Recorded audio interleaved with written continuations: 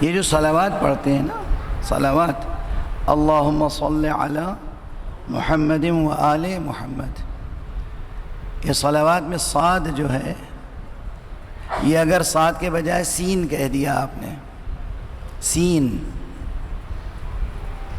صرف صاد کی جگہ سین، صلی کے معنی کیا ہے جانتے ہیں؟ صلی کے معنی ہے پروردگار رحمت نازل کر، اور صلی کے معنی ہے پروردگار عذاب نازل کر، تلوار کھینچ، تلوار کھینچ۔ کس کے لیے کہہ رہے ہیں تلوار کھینچ؟ خاکم بدہن تعلیمی مرحلے میں، ورنہ کہنا بھی رونگٹے کھڑے ہو جاتے ہیں، جان نکل جاتی ہے۔ محمد اور آل محمد کے لیے آپ اٹھتے بیٹھتے کہہ رہے ہیں یا اللہ ان پہ تلوار کھینچ، یا اللہ ان پہ تلوار کھینچ، یا اللہ ان پہ تلوار کھینچ۔ یہ میں اپنی زندگی کا صحیح تجربہ عرض کر رہا ہوں۔ کئی حضرات کو میں نے یہ جواب دیا، آئے مولانا ایک عرصہ ہو گیا دعا کرتے ہوئے اللہ سنتا ہی نہیں، دعا قبول نہیں ہوتی، تو میں نے کہا کہ شکر کیجئے کہ آپ کے اوپر عذاب نازل نہیں ہوتا، شکر کیجئے کہ آپ کے اوپر عذاب نازل نہیں ہوتا۔ آپ یہ گلہ اور شکوہ کر رہے ہیں خدا کا مجھ سے کہ وہ آپ کی سنتا نہیں ہے، میں کہہ رہا ہوں شکر کیجئے کہ وہ آپ پہ عذاب نازل نہیں کرتا، اس لیے کہ آپ دعا کیا کرتے ہیں۔ ایک ہوتا ہے انسان جو معذور ہوتا ہے، لفظ کہنا نہیں چاہیے مگر ہینڈی کیپڈ ہے، معذور ہے، اسپیشل کیس ہے، زبان اس کی خراب ہے، ادا نہیں ہو سکتا حرف صاد، وہ معاف ہے۔ آپ جو ادا کر سکتے ہیں اور جان بوجھ کر نہیں سیکھ رہے ہیں اور وہی غلط فقرہ دہرائے جا رہے ہیں، تو آپ کے ساتھ کیا سلوک ہونا چاہیے؟ فرمائیے۔ اب کوئی نعرہ نہیں بھیجے گا، ایک صلوات پڑھ دیجئے محمد۔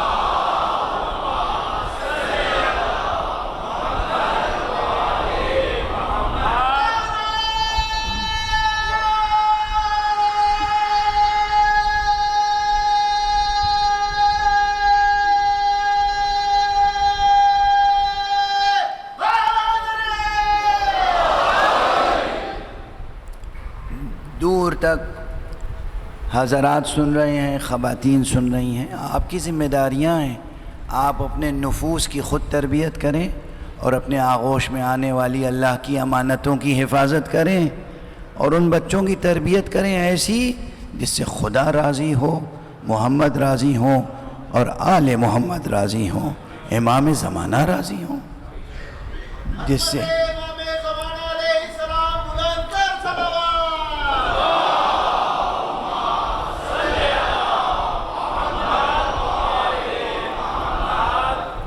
آخرت کھیل تماشا نہیں ہے، یہ دنیا کھیل تماشا ہے۔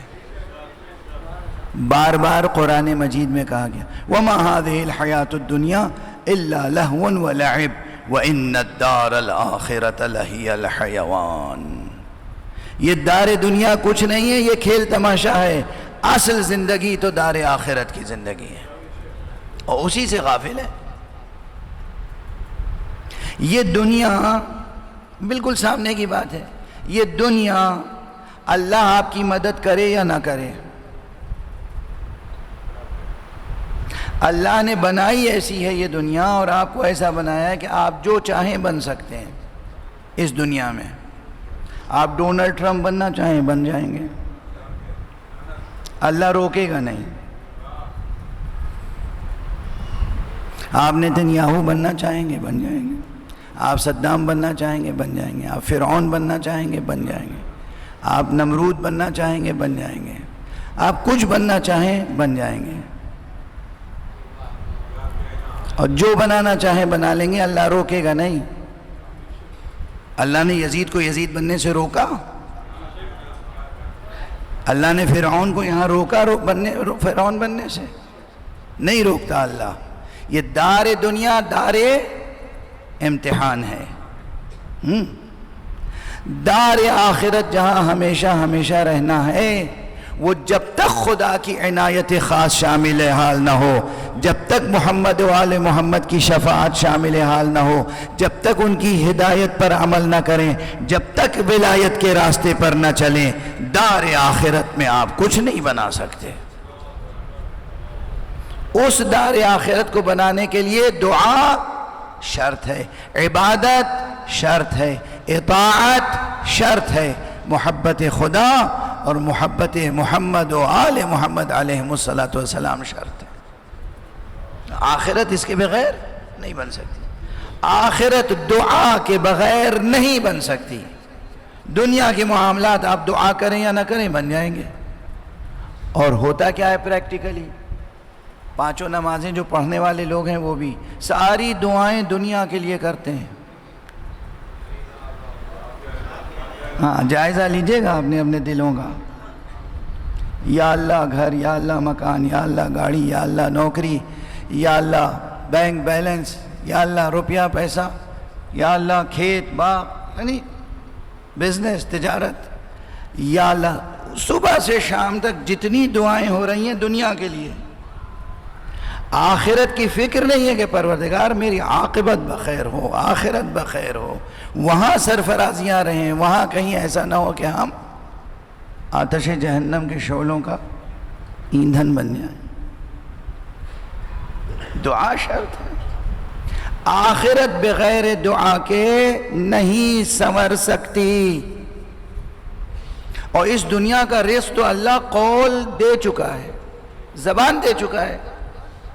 اس روح زمین پر جو بھی زندگی رکھتا ہے، چاہے وہ دو پایا ہو، چوپایا ہو، زمین پہ رینگنے والا ہو، فضا میں پرواز کرنے والا ہو، چاہے چٹانوں کی تہ میں چھوٹی چھوٹی چوٹیاں ہوں، چھوٹے چھوٹے حشرات الارض ہوں، چھوٹے چھوٹے کیڑے مکوڑے ہوں، کوئی ایسا نہیں ہے جس کو اللہ رزق نہ دے۔ اگر آپ کو اس پر یقین نہیں ہے تو آپ کافر ہیں۔ اگر آپ اس پر یقین نہیں رکھتے تو آپ کافر ہیں۔ اور اسی لیے معصومین علیہم السلام نے فرمایا ہے کہ تم طلب علم کا عوض کسی شے کو قرار نہ دو۔ رزق، روزی، روپیہ، پیسہ، نوکری، ملازمت کچھ نہیں، علم حاصل کرنے کے لیے نکلو۔ جب علم حاصل کرنے کے لیے کوئی طالب علم، کوئی بچہ گھر سے نکلتا ہے، اس کے رزق کی کفالت خدا فرماتا ہے، اور اس کو عزت یہ دیتا ہے کہ اس کے قدموں کے نیچے فرشتے پر بچھاتے ہیں۔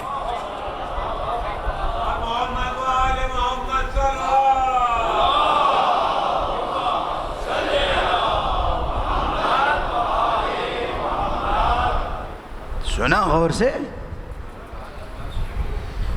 معصوم نے کیا فرمایا؟ جب کوئی بچہ طلب علم کے لیے علم حاصل کرنے کے لیے گھر سے نکلتا ہے، پھر اس کی زندگی کی، اس کے رزق کی کفالت خدا پر ہوتی ہے، اور اسے وہ یہ عزت دیتا ہے کہ ملائکہ، فرشتے اس کے پاؤں کے نیچے پر بچھاتے ہیں۔ یہ اعزاز خدا کی طرف سے ہے، اور ہمارے بچے علم ہی حاصل کرنے کی طرف سے غافل ہیں۔ ہمارے والدین، ماں باپ، پیرنٹس، گارجینز تعلیم دلانے میں پیچھے ہیں۔ خدا کو کیا جواب دیں گے؟ محمد و آل محمد کو کیا جواب دیں گے؟ امام حسین کو کیا جواب دیں گے؟ امام زمانہ کا استقبال کیسے کریں گے؟ کیسے کریں گے؟ یہ راستہ جو آپ نے اختیار کیا ہے یہ مکے نہیں، ترکستان کی طرف جا رہا ہے۔ اگر اللہ کی طرف جانا ہے تو نصاب ولایت پر عمل کرنا ہوگا، اور نصاب ولایت میں سب سے پہلی چیز حاصل کرنے کی ہے علم، اور دوسری چیز ہے اللہ اور اللہ کے رسول اور محمد اور آل محمد سے ہونے والے اماموں کی مکمل اطاعت، احکام کی پیروی، نفس کی پیروی نہیں، احکام کی پیروی، ہوائے نفس نہیں، خواہشات نفس کی پیروی نہیں۔ وَأَمَّا من خاف مقام ربہ ونہى النفس عن الہوى، جس نے حضور الہی میں پہنچنے کا خوف کیا اور اپنے نفس کو ہوا سے یعنی خواہشات سے روکا، فإن الجنة هي المأوى، تو جنت ہی اس کا ٹھکانہ ہے۔ یہ وعدہ ہے۔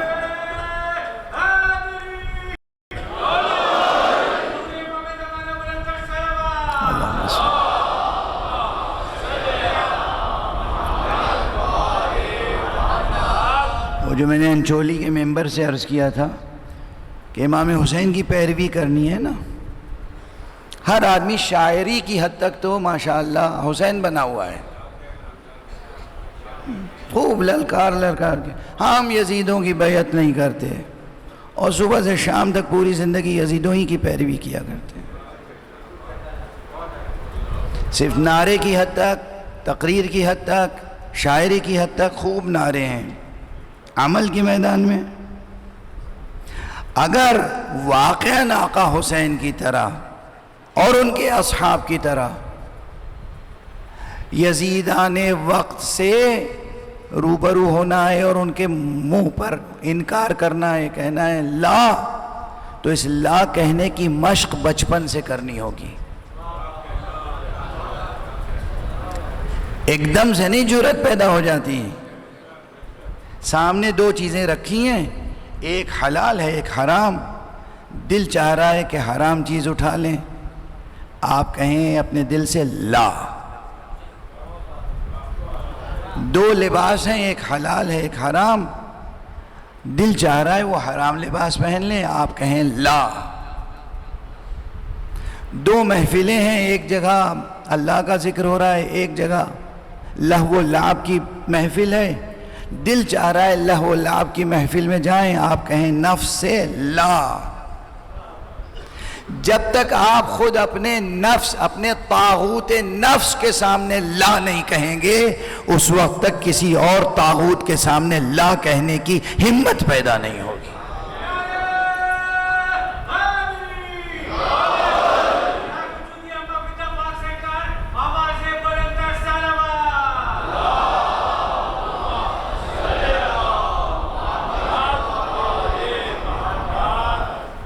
میں نے اپنی ان آنکھوں سے دونوں قسم کے بہت سے نمونے دیکھے ہیں، بہت سی مثالیں دیکھی ہیں۔ یہی علماء کے گھرانے نجف اشرف میں صدام نے کیا کیا ظلم کیے۔ صدام سے پہلے احمد حسن البکر، یہ میں نام دو اس لیے لے رہا ہوں کہ یہ میری آنکھوں کے سامنے، علماء کے جوان بیٹوں کو قتل کر دیا اور ان کے دروازے پہ لاشیں رکھ دیے۔ ان علماء نے اور ان کے گھر والوں نے اور ان کی خواتین نے جس صبر کا مظاہرہ کیا ہے،